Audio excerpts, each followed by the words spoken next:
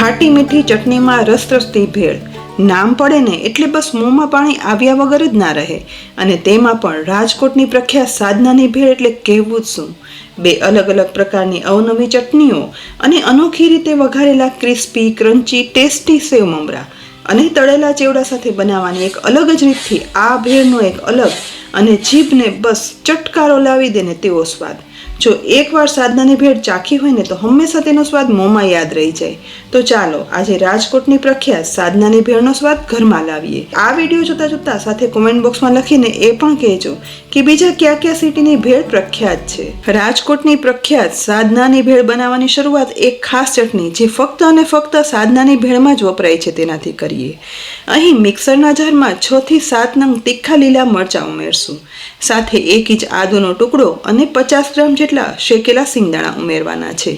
સાથે અડધી ટીસ્પૂન મીઠું, 1/4 ટીસ્પૂન હળદર પાવડર અને અડધું કરી 1 લીંબુનો રસ નીચોવી લેવાનો છે. રાજકોટની પ્રખ્યાત માર્કેટમાં મળતી આ લીલી ચટણી લાંબો સમય સારી રહે ને તે માટે તેમાં લીંબુના ફૂલ ઉમેરાય છે, પણ આપણે ઘરમાં જ આ વાપરવી છે ને માટે લીંબુના ફૂલનો ઉપયોગ નહીં કરીએ, તેના બદલે લીંબુ વાપર્યું છે. હવે તેમાં 1/4 કપ જેટલું પાણી ઉમેરી જારનું ઢાંકણ ઢાંકી બધું પીસી લેવાનું છે. પીસ્યા પછી રાજકોટની પ્રખ્યાત લીલી ચટણી બની ગઈ છે, તેને એક બાઉલમાં કાઢી લઈએ. અહીં આ ચટણી લચકા જેવી બની છે, પણ ભેળ માટે આ ચટણી પ્રમાણમાં મીડિયમ થિકનેસની અને પતલી જોઈશે. માટે ચટણી પીસેલા જારમાં જ અડધો કપ જેટલું પાણી ઉમેરી મિક્સરમાં મિક્સ કર્યા પછી ગ્રીન ચટણીમાં ઉમેરી દેવાનું છે. મીડિયમ થિકનેસની ગ્રીન ચટણી બની જાય ને એટલે તેમાં થોડી એવી સમારેલી કોથમીર મિક્સ કરી દઈએ. આ ગ્રીન ચટણીથી સાધનાની પ્રખ્યાત ભેળનો એક અનોખો અને ચટપટો ટેસ્ટ આવે છે. હવે બીજી ખાટી મીઠી ચટણી બનાવવા માટે ખજૂર અને આંબલીને સરખા ભાગે લઈ તેના બીજ કાઢી બાફી અને ઉકાળી લીધી છે. ઠંડા થયેલા ખજૂર આંબલીના મિશ્રણને ઊંડા જારમાં ઉમેરી દેવાના. છેલ્લે તેનું પાણી પણ ઉમેર્યા પછી તેમાં 1 ટીસ્પૂન લાલ મરચું પાવડર, અડધી ટીસ્પૂન મીઠું અને અડધી ટીસ્પૂન આખું જીરું ઉમેરી જારનું ઢાંકણ ઢાંકી અને પીસી લેવાનું છે. પીસ્યા પછી ગળણી કે ચાળણીમાં આ મિશ્રણ ઉમેરી અને ચમચી વડે મિક્સ કરી પીસેલા ખજૂર અને આંબલીને ગાળી લેવાના છે. અહીં ખજૂર અને આંબલીની ચટણી છે ને તે એકદમ પતલી નથી કરવાની, પણ તેના બદલે એટલી ઘટ રાખવાની જેથી ભેળમાં ઉમેરીને તો સેવ મમરા અને મસાલો બધું આ ચટણી વડે કવર થઈ જાય. અહીં બધું ગળાઈ ગયા પછી મીડિયમ થિકનેસની ખજૂર આંબલીની ખાટી મીઠી ચટણી બની અને તૈયાર થઈ ગઈ છે. તો તેમાં થોડી એવી સમારેલી કોથમીર ઉમેરી અને મિક્સ કરી લઈએ. સાધનાની ભેળને ખાસ અનોખો સ્વાદ આપતી લીલી ચટણી અને ખજૂર આંબલીની ચટણી બની અને તૈયાર થઈ ગઈ છે. હવે પહેલા સાધનાના પ્રખ્યાત ટેસ્ટી ક્રન્ચી સેવ મમરા વઘારવા માટે ગેસની લો ફ્લેમ પર ગરમ થતી જાડા તળિયાવાળી કઢાઈમાં 4 ટીસ્પૂન જેટલું તેલ ગરમ કરવા માટે ઉમેરશું. અહીં તેલનું પ્રમાણ વધારે જ રાખવાનું.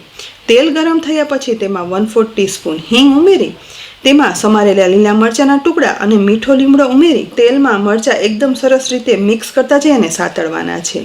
વઘારમાં લીલા મરચાંની તીખી સુગંધ આવવાની શરૂઆત થાય ને એટલે તેમાં 1/4 ટીસ્પૂન હળદર પાવડર અને અડધી ટીસ્પૂન મીઠું ઉમેરી સહેજ એવું મિક્સ કરશું અને ત્યાર પછી 200 ગ્રામ ચોખાના મમરા વઘારમાં ઉમેરી દેવાના છે. હવે બધું એકદમ સરસ રીતે ગેસની લો ફ્લેમ પર મિક્સ કરતા જઈ લગભગ 3 થી 4 મિનિટ આ રીતે સતત ચલાવવાનું છે, જેથી આ બધા જ મમરામાં વઘાર તો ભળી જશે પણ સાથે સાથે એકદમ ક્રિસ્પી અને ક્રન્ચી મમરા થઈ જશે.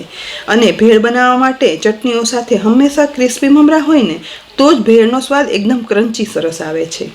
સતત મિક્સ કરતા મમરા એકદમ ક્રિસ્પી થઈ જાય ને એટલે તેમાં 3/4 ટીસ્પૂન લાલ મરચું પાવડર આ વઘારેલા મમરામાં ઉમેરશું. સાથે 1 ટીસ્પૂન દળેલી ખાંડ પણ ઉમેરી દેવાની છે. મમરા ક્રિસ્પી થયા પછી લાલ મરચું પાવડર ઉમેરવાથી વઘારેલા મમરામાં લાલ મરચું પાવડર કાળું ના પડતા એકદમ સરસ લાલ કલર જળવાઈ રહેશે અને ખાંડ પણ ગાંઠા ના પડતા સરસ ભળી જશે. બધું એકદમ સરસ રીતે મિક્સ કર્યા પછી એકદમ ક્રિસ્પી લાલ મમરા વઘારાઈ ગયા છે. તો આ સમયે ગેસ બંધ કરી તેમાં 100 ગ્રામ બેસનની એકદમ ઝીણી નાયલોન સેવ આવે ને તે ઉમેરી દેવાની. તેને પણ મમરામાં સરસ રીતે મિક્સ કરી લઈએ. અહીં ભેળ માટે જોઈએ ને તેવા ક્રિસ્પી ટેસ્ટી સેવ મમરા બની તૈયાર થઈ ગયા છે. સાધનાની ભેળમાં આ સેવ મમરા સાથે એક ખાસ પ્રકારનો ચેવડો પણ ઉમેરાય છે, જે ઝટપટ બનાવવા માટે હવે ગેસની હાઈ ફ્લેમ પર એકદમ ગરમ થઈ ગયેલા તેલમાં ઝારા ઉપર ચોખાના પૌવા ઉમેરી તેલમાં તળશું. હાઈ ફ્લેમ પર જ એકદમ ગરમ તેલમાં તુરંત જ તળાયેલા પૌવાને તેલમાંથી હવે નિતારી અને બહાર કાઢી લેવાના છે. આ ચેવડો બનાવો કે પછી પૌવાનો કોઈ પણ ચેવડો બનાવવા માટે ગેસની ફ્લેમ હાઈ રાખી એકદમ ગરમ તેલમાં આ રીતે પૌવા ઉમેરવાથી પૌવા એકદમ સરસ રીતે ફૂલી પણ જાય છે. સાથે સાથે તળાયા પછી બિલકુલ તેલ ભરાયા વગરના કોરા પૌવા હોય છે, જેથી ચેવડો પણ એકદમ સરસ તેલ વગરનો અને કોરો બનશે. બધા પૌવા તળાઈ જાય ને એટલે હવે ઝારામાં લીલા મરચાના ટુકડા અને લીમડાના પાન ઉમેરી તેને પણ સરસ કડક તળવાના છે. બંને સરસ કડક તળાઈ જાય ને એટલે હવે તળાયેલા પૌવામાં તેને ઉમેરી દઈશું.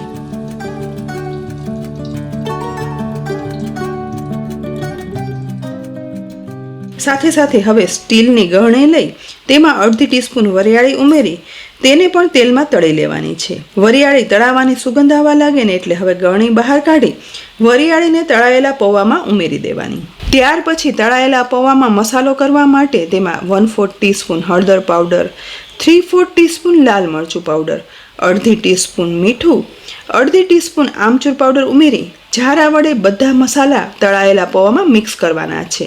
આ રીતે પૌવાના ચેવડામાં તળાયેલા લીલા મરચાં અને લીમડા સાથે વરિયાળી પણ તળી અને ઉમેરીને તો આ ચેવડોનો સ્વાદ બહુ જ સરસ એકદમ ફરસાણવાળાની દુકાન જેવો રેડીમેડ ચેવડા જેવો જ આવશે. ચેવડામાં બધું મિક્સ થઈ જાય ને એટલે 100 ગ્રામ મસાલાવાળી ચણાની દાળ અને 100 ગ્રામ મસાલા સિંગને આ રીતે ચેવડામાં ઉમેરી દેવાના. ત્યાર પછી બધું ફરીથી મિક્સ કરવાનું છે. અહીં મસાલા દાળ અને મસાલા સિંગ છે ને તે મેં રેડીમેડ વાપર્યા છે. જો ઘરે બનાવીને વાપરવા હોય ને તો તે પણ ઉમેરી શકાય છે. બસ મસ્ત મજાનો તીખો ટેસ્ટી ક્રન્ચી ભેળ માટેનો ચેવડો બની અને તૈયાર થઈ ગયો છે. સાધનાની પ્રખ્યાત સ્વાદિષ્ટ ભેળ બનાવવા માટે અહીં બધી સામગ્રી તૈયાર છે. એકદમ ક્રિસ્પી સેવ મમરા બનાવી લીધા છે. સાથે પૌવા, ચણાની દાળ અને મસાલા સિંગનો ક્રિસ્પી ટેસ્ટી તીખો ચેવડો પણ તૈયાર છે. તેની સાથે ખજૂર આંબલીની ખાટી મીઠી સ્વાદિષ્ટ થીક રસો પણ બનાવ્યો છે. સાથે સમારેલી ડુંગળીના ટુકડા અને મીઠું ઉમેરી અને બાફેલા બટેટાના ટુકડા કર્યા છે. અને સાધનાની ભેળને ખાસ સ્વાદ આપવા માટે દાડમના દાણા પણ કાઢી અને રાખ્યા છે. તેની સાથે આ ભેળનો સ્વાદ એકદમ યુનિક બનાવે છે તેવી રાજકોટની પ્રખ્યાત લીલી ચટણી પણ તૈયાર છે. અને સામગ્રી જેટલી વિવિધ છે ને તેટલી જ અલગ રીત આ ભેળ મિક્સ કરવાની છે. સાધનાની પ્રખ્યાત ભેળ હંમેશા ઊંડા તપેલામાં જ મિક્સ કરી અને પછી પીરસાય છે. માટે એ જ રીતે અહીં એક ઊંડા તપેલામાં 1 બાઉલ ક્રિસ્પી લાલ સેવ મમરા ઉમેરશું. સાથે એટલા જ પ્રમાણમાં એટલે કે 1 બાઉલ પૌવાનો ટેસ્ટી ચેવડો ઉમેરીએ. હવે તેની સાથે થોડા એવા બાફેલા બટેટાના નાના ટુકડા ઉમેરશું. સાથે 1 ચમચી જેટલા ઝીણી સમારેલી ડુંગળી ઉમેરી 2 ચમચી જેટલા દાડમના દાણા પણ ઉમેરવાના છે. સાધનાની ભેળ હંમેશા એક સાથે 1 કે 2 ડીશ જેટલી જ બનાવી અને બધું મિક્સ કરી પીરસાય છે. એટલે હવે પીરસવા સમયે 1 ચમચા જેટલો ખજૂર આંબલીનો ખાટો મીઠો રસો ઉમેરીએ. અને આ ભેળનો અનોખો ખાસ સ્વાદ આપવા માટે 2 ચમચા જેટલી તીખી લીલી ચટણી છે ને તે પણ ઉમેરશું. સાથે ઉપરથી સમારેલી કોથમીર ઉમેરી આ રીતે તપેલીમાં એકદમ સરસ રીતે મિક્સ કરવાનું છે. અને બધું ઉમેર્યા પછી જેટલું વધારે મિક્સ કરીએ ને એટલી જ બધી વસ્તુનો સ્વાદ એકબીજામાં ભળી જશે. બસ મિક્સ થઈ ગયેલી ભેળને આવી રીતે સ્ટીલની ડીશમાં જ પીરસાય છે. ક્રિસ્પી સેવ મમરા, તીખા ચટપટા પૌવાના ચેવડા સાથે ડુંગળી, બટેટા, વળી ખાટી મીઠી ચટણી અને અનોખી લીલી ચટણી સાથે મિક્સ થઈ ઉપરથી ઉમેરાતા દાડમના દાણાનો એક ખાસ સ્વાદ સાથે બનતી આ રાજકોટની પ્રખ્યાત સાધનાની ભેળ ડીશમાં પીરસાઈ જાય ને એટલે ફરીથી ઉપરથી આ રીતે આંબલીની ચટણી અને લીલી ચટણી પણ સ્પ્રેડ કરાય છે. સાથે જ વધારે થોડી એવી સમારેલી ડુંગળી અને બસ થોડા એવા દાડમના દાણા. એક અનોખા સ્વાદ સાથે તૈયાર થયેલી આ રાજકોટની પ્રખ્યાત સાધનાની ભેળ આ રીતે બનાવી અને એક જ ચમચી ચાખશો ને તો તેનો સ્વાદ છે ને મોંમાં ચોક્કસ રહી જ જશે. અને ભેળ ખાવાના શોખીનોને તો આ ભેળ ભાવશે અને ભાવશે જ. તો આ રેસીપી ઘરે જરૂરથી બનાવજો અને ચાખીને પછી કહેજો કે રાજકોટની પ્રખ્યાત સાધનાની ભેળનો સ્વાદ ઘરમાં આવ્યો કે નહીં. અને રેસીપી ગમી હોય ને તો લાઈક કરી અને શેર કરજો. સાથે જ અમારી યુટ્યુબ ચેનલ સબસ્ક્રાઈબ કરજો અને અમારા ફેસબુક પેજને લાઈક કરી અને ફોલો કરજો, જેથી આવી અનોખી, પ્રસિદ્ધ અને ચટપટી રેસીપી સાથે ઉપયોગી રેસીપીના અપડેટ્સ તમને તુરંત જ મળે. ફરી મળશું ઉપયોગી રેસીપી સાથે. ત્યાં સુધી આવજો.